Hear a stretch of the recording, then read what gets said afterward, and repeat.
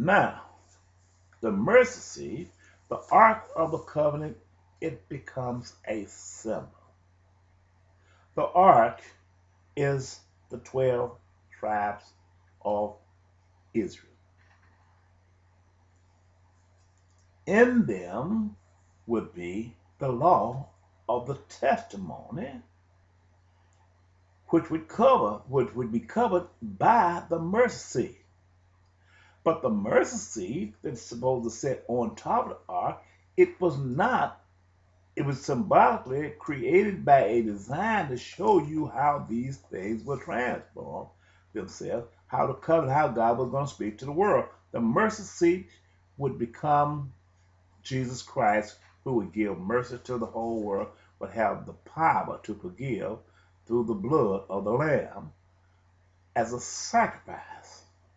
But the two attachments which was placed on each end of the mercy seat would be his two witnesses. That's the reason God had each cherubim to be so attached that each one would face each other.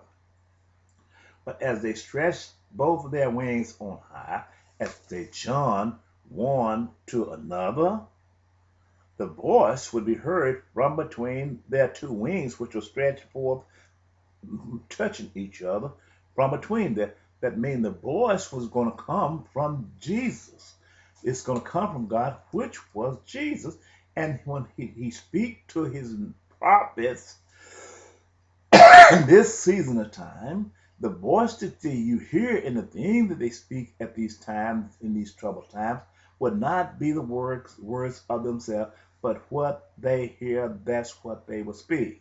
Because these would come from Jesus Christ, because Jesus said, I will send my messenger who would prepare the way before me, and the Lord you see shall certainly come to his temple, Malachi.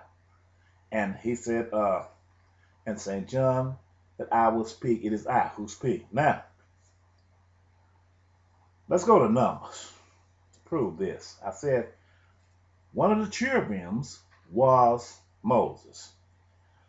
Go to Numbers 8, chapter 8, Numbers, and I'm going to start at verse 84. When they finally created and made this dedication of the ark, this became one of the vessels of God. This was the dedication of the altar in the day when it was anointed by the prince of Israel. 12 charges of silver, 12 silver bowls, 12 spoons of gold, each charger of silver weighing 130 shekels, each bowl 70, all the silver 70. All the silver vessels weighed 2,400 and shekels after the shekel of the sanctuary.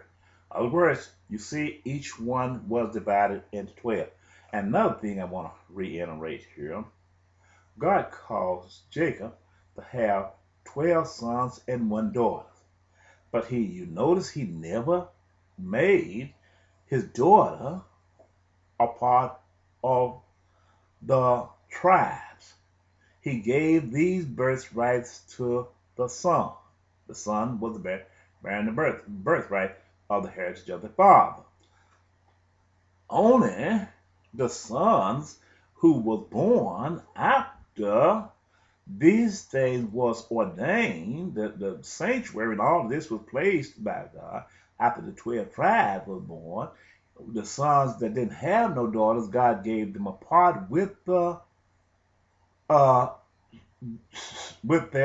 father's sons, other sons, or their uncles or whatever, everyone wanted to keep the seed alive for all 12 tribes.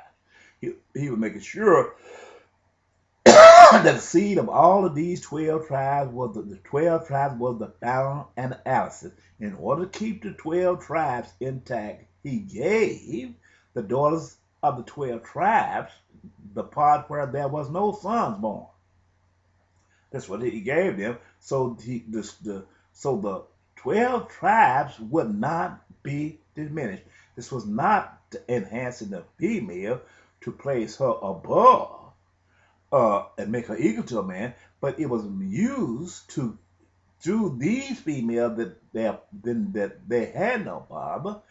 If they interbreed with the son of another tribe, yet this son of another tribe would bear seed unto their brother who had no sons, and these, even though they be numbered as came from this other tribe, but these sons would be deemed as heirs of the tribe that didn't, the son that didn't have any daughters. This is the way this was. It was not to just take it. So many people misinterpret this, and the reason I say this is because the democratized system have gone over there and trying to make the female equal with the male. It's not so. The male was always the rule, and it's an abomination of the God for the man over there to be made less than a woman, equal or less than a woman. It's an abomination to God. They know their God. Now, but if you notice, all of these things, these vessels they gave was a total of 12.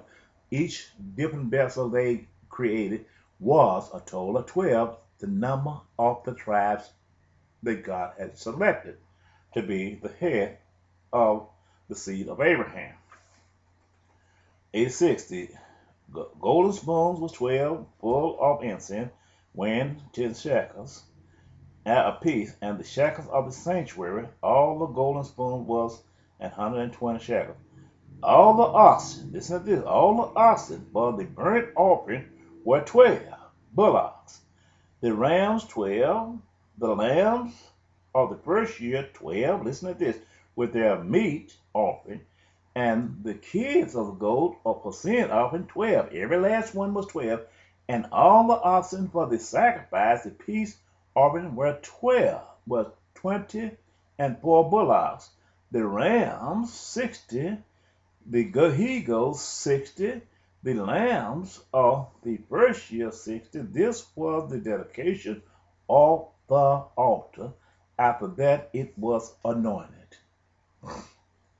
And when Moses was gone into the tabernacle, listen to this, because this is what I said, of the congregation to speak with him, then he heard the voice of one speaking unto him from off the mercy seat that was upon the ark of the testimony from between the two cherubim, and he spoke unto him.